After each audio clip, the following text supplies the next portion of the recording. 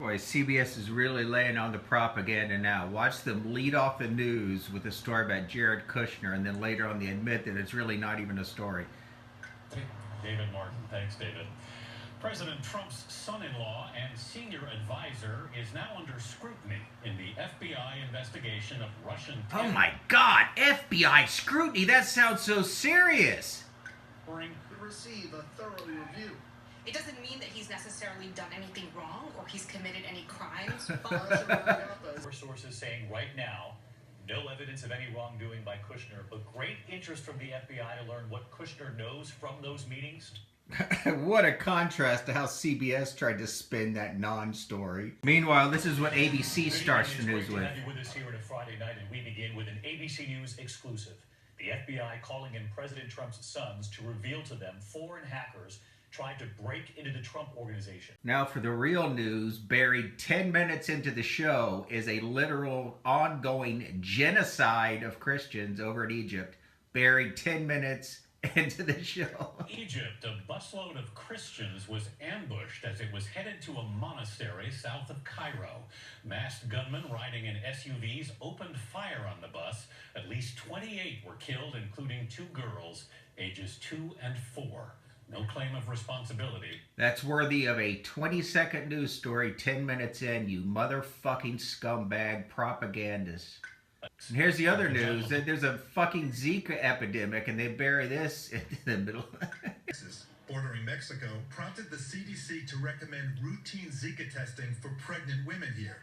So far this year, 15 have tested positive, including 24-year-old Rocio Morado. Last month, she delivered baby Hugo, born with Hillary Clinton gave a disastrous commencement speech where her multiple sclerosis caused her voice to fail again, and she also just said a bunch of dumb things. But watch how CBS covers this, not a mention of that. Hillary Clinton, Wellesley College class of '69, returned to her alma mater today to deliver the commencement address. She spoke about the man who was in the White House when she graduated, but seemed to be making a veiled reference to the man who's there now. We were furious about... They don't show when her voice cracks up for about 5 minutes straight. Years ago, maybe a little more or less for some of you. So, man, I've got to get a lozenge.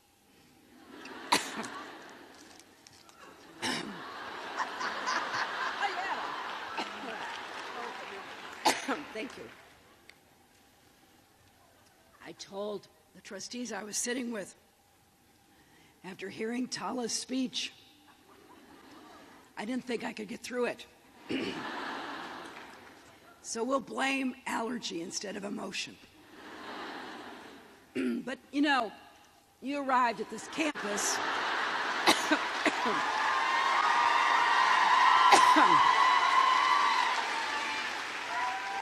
You arrived from all over, states in 58 countries. Now, maybe you felt like you belonged, right? But whatever your path, you dream big. You probably, in true Wellesley fashion, planned your academic and extracurricular schedule right down to the minute. FBI is now a rogue agency, out of control, literally. Not only are they leaking stuff from the Oval Office and so forth, but they're doing this. That the UK can trust the US intelligence agencies. Yes, I did raise the issue of leaks of information that are being shared by the police with the FBI, with President Trump. So the FBI got this information and somehow leaked it to the motherfucking press.